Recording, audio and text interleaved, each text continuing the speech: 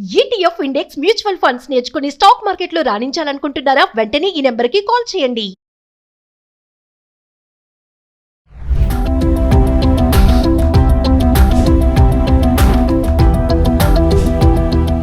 నమస్తే, welcome back to Suman TV. Renters అంటే అద్దెదారులను ఇబ్బంది పెట్టే చర్యలను అరికట్టేందుకు కేంద్ర ప్రభుత్వం కొత్తగా కొన్ని రూల్స్ని తీసుకొచ్చింది. అంటే దీని ప్రకారంగా యజమానులు ఇష్టం వచ్చినట్టు చేయడానికి లేదు. మరి కేంద్రం తీసుకొచ్చినటువంటి ఆ కొత్త రూల్స్ ఏంటి?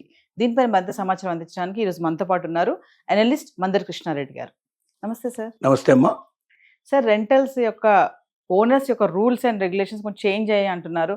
మనం గతంలో కొన్ని వీడియోలో మాట్లాడుకున్నాము దీని మీద. అంటే కొత్తగా వచ్చినటువంటి రూల్స్ ఏంటి, అసలు దానివల్ల రెంటర్స్కి ఏంటి ఉపయోగం? కేంద్ర ప్రభుత్వం ఒక్కొక్క రాష్ట్రంలో ఒక రకమైనటువంటి అద్దె చట్టాలు ఉండటం వల్ల రకరకాల పద్ధతులు నడుస్తూ ఉన్నాయి. చాలా మంది రెంట్కు తీసుకున్న వాళ్ళు అసంతృప్తిగా ఉన్నారు. యజమానులు కూడా చాలా చోట్ల అసంతృప్తిగా ఉన్నారు. లక్షల కొద్ది కేసులు పేరుకుపోతున్నాయి. ఖాళీ చేయమంటే చేయనని చెప్పి హైకోర్టు దాకా, సుప్రీంకోర్టు దాకా వెళ్లే కేసులు చాలా ఉన్నాయి. ఏళ్ల తరబడి ఖాళీ కాకుండా కూడా ఉన్నటువంటి పరిస్థితులు ఉన్నాయి. బలవంతంగా రౌడీలను, గుండాలను పెట్టి ఖాళీ చేయించినటువంటి కేసులు ఉన్నాయి. అసలు ఏ రకమైన అగ్రిమెంట్ రాయకుండా ఏళ్ల తరబడి ఉండేటువంటి పరిస్థితులు ఉన్నాయి.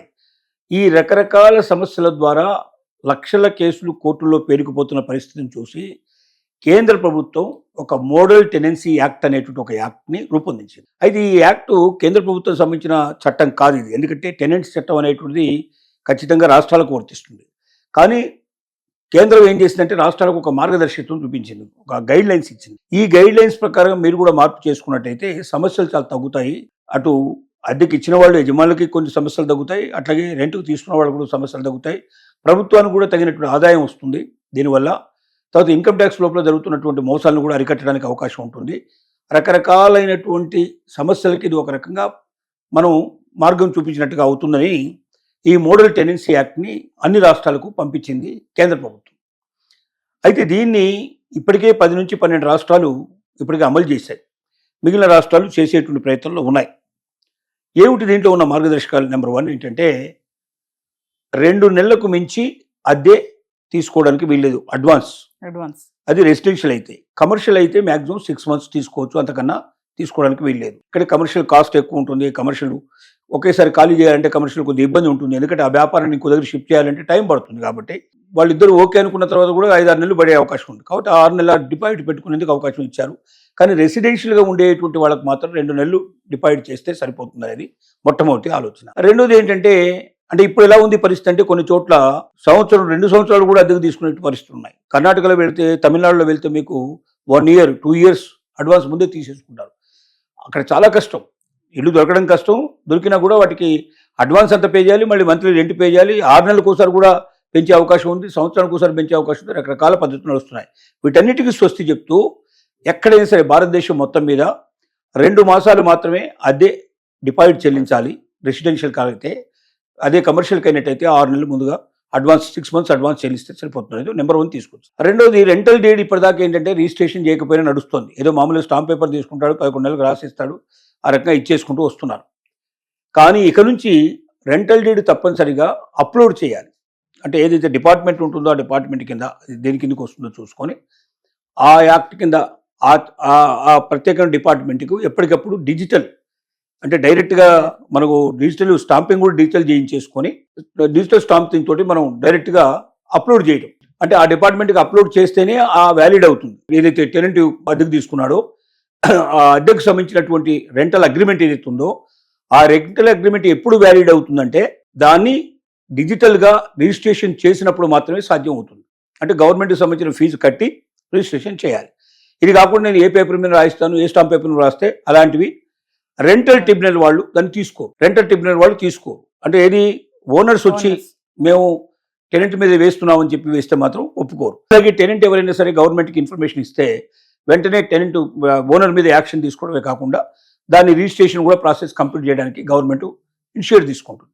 అంటే ఇక నుంచి ఏ రకమైనటువంటి అద్దెకు సంబంధించినటువంటి రెంటల్ అగ్రిమెంట్స్ డిజిటల్ రిజిస్ట్రేషన్ కాకుండా తమ ఇష్టం వచ్చినట్టుగా ప్రవర్తించే అవకాశం అద్దె యజమానులకి లేదు, ఇంటి యజమానులకు లేదు, అలాగే కిరాయికి తీసుకునే వాళ్ళకు కూడా అవకాశం లేదు. అద్దె పెంచడం కూడా ఎప్పుడు పెంచాలి? సంవత్సరానికి ఒకసారి పెంచాలి. అది ఎలా పెంచాలి? 2 నెలల ముందర నోటీస్ ఇవ్వాలి. ఏమని? రెంట్ పెంచబోతున్నాను ఇంత అని చెప్పాలి. అది రీజనబుల్గా ఉందా లేదా చెక్ చేసుకోవాలి. అంటే ఒక్కో రాష్ట్రాన్ని ఒక రకంగా ఇంత పర్సెంటేజ్ అని పెట్టుకోవచ్చు. ఇంత రెసిడెన్షియల్ అయితే ఇంత పర్సెంటేజ్, కమర్షియల్ అయితే ఇంత పర్సెంటేజ్. సహజంగా అయితే రెసిడెన్షియల్కి 5% ఉంటుంది, అలాగే కమర్షియల్కి అయితే 10% ఉంటుంది. కొంతమంది 2 ఏళ్ళు 3 ఏళ్ల తర్వాత పెంచేటువంటి విధానం కూడా పెట్టుకుంటారు. కొంతమంది అసలు పెంచరు.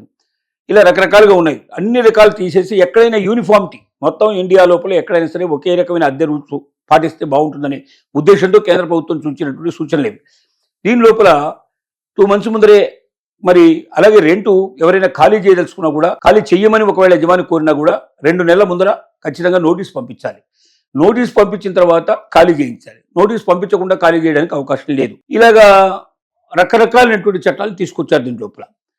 అలాగే ఇప్పుడు ఏంటంటే వాళ్ళ డిపాజిట్ మన వెనక్కి ఇవ్వకపోతే కూడా కష్టం అవుతుంది. అలా ఏమైనా బాకీలు ఉంటే కూడా బాకీ మొత్తం వసూలు చేసుకుందుకు వాళ్ళకి రైట్ ఇచ్చారు. వీటికి ప్రత్యేకమైన ట్రిబ్యునల్స్ ఉన్నాయి. రెంటల్ ట్రిబ్యునల్స్ అని ప్రత్యేకంగా ఉన్నాయి. బయట కోర్టులకు వెళ్తే చాలా లేట్ అవుతుంది. సివిల్ కోర్టులకు వెళ్తే మీరు మిగతా కేసులన్నిటితో పాటు దీన్ని కూడా జత చేస్తే 3 నెలలకు ఒకసారి 6 నెలలకు ఒకసారి పిలుస్తారు వాళ్ళు. అలా పిలిస్తే 10 ఏళ్ళు 20 ఏళ్ళు కూడా నడిచే అవకాశాలు ఉంటాయి. అలా కాకుండా రెంటల్ ట్రిబ్యునల్ కేసులు ఓన్లీ రెంటల్ కేసులకు మాత్రమే ప్రత్యేకంగా పెట్టబడినటువంటి ట్రిబ్యునల్స్ ఇవి. ఈ ట్రిబ్యునల్స్లో ఎవరైనా సరే, ఇటు ఇంటి యజమానులైనా సరే ఛాలెంజ్ చేయొచ్చు, లేకపోతే రెంట్కు తీసుకున్న వాళ్ళైనా ఛాలెంజ్ చేయొచ్చు. ఈ చెప్పిన వాటిల్లో ఎక్కడ ఏ తేడా ఉన్నా ఖచ్చితంగా వాళ్ళు కేసు వేయడానికి అవకాశం ఉంది. ఎప్పటికి మాటికి ఖాళీ చేయడం కాకుండా ఒక 11 monthsకే ఇవ్వాల్సిన అవసరం లేదు. దీన్ని డిజిటల్ అగ్రిమెంట్ చేసుకున్నారు కాబట్టి 3 ఏళ్ళ 5 ఏళ్ళ వాడు ఎంతకాలం మాట్లాడుకుంటే అంతకాలం వాళ్ళు చేయడానికి అవకాశం ఉంది. దాంట్లో పెట్టుకోవచ్చు 2 months కండిషన్, ఐదర్ 2 సైడ్ ఏ సైడ్ అయినా సరే 2 నెలల ముందర నోటీస్ ఇచ్చేసి ఖాళీ చేసేట్లు పద్ధతిలో పెట్టుకోవడానికి అవకాశం. ఇది అమల్లోకి వస్తే చాలా వరకు రెంటల్ సమస్యలు తగ్గిపోతాయి. ఎందుకంటే మాటికి పెంచమనడం కానీ, ఇంకోటి ఇల్లు బాగు చేయడం కూడా, అంటే ఏదైనా పాడైపోయినా లేకపోతే కలర్స్ వేయించాల్సి వచ్చినా ఇలాంటివి వేయడానికి ఒక నోటీస్ పంపించాలి. ఎవరైతే రెంట్గా ఉన్నారో వాళ్ళు ఇన్ఫర్మేషన్ పంపించాలి. ఆన్లైన్ అయినా పంపించలేదు, వాట్సాప్లో పంపించినా ఇప్పుడు అన్నీ కూడా చెల్లుబాటు అవుతాయి. ఏమని, ఇల్లు మీరు సంవత్సరానికి ఒకసారి పెయింటింగ్ ఇస్తున్నారు, లేకపోతే మేము దిగిన తర్వాత 1 year లోపల మీరు పెయింటింగ్ ఇస్తున్నారు, 6 monthsలో చేయిస్తున్నారు, ఇంతవరకు చేయించలేదు కాబట్టి మేమే చేయించుకొని ఆ డబ్బుని మీ దాంట్లో వచ్చి కట్ చేసుకుంటాం అని వాళ్ళకు నోటీస్ పంపించేసి వీళ్ళే స్వయంగా దాన్ని బాగు చేయించుకోవడం కానీ పెయింటింగ్ వేయించుకోవడం చేసి, ఆ బిల్స్ ఏమున్నాయో ఆ బిల్స్ని వాళ్ళకి అప్లోడ్ చేసేసి ఆ బిల్స్ ప్రకారంగా అమౌంట్ కట్ చేసేసి వాళ్ళకి రెంటల్ కట్ చేసి కూడా వాళ్ళకి పంపడానికి అవకాశం ఉంది. అంటే కొంత స్వేచ్ఛ ఇచ్చారు. టెనెంట్గా ఉండేటువంటి వాళ్ళకి కొన్ని హక్కులు ఇచ్చారు, కొన్ని స్వేచ్ఛ ఇచ్చారు. ఆ స్వేచ్ఛను ఉపయోగించుకొని చేసుకోవచ్చు. అట్లని ఈ ఇంట్లోకి వచ్చాను 10 ఏళ్ళు ఉన్నాను 12 ఉన్నాను ఇల్లు నాదే అని చెప్పి కబ్జా పెట్టడానికి అట్లాంటి అవకాశాలు లేవు. ఎన్నేళ్ళు ఉన్నా టెనెంటే. ఇంతకుముందు మనం సుప్రీంకోర్టు కేసు కూడా మనం చూసుకున్నాం.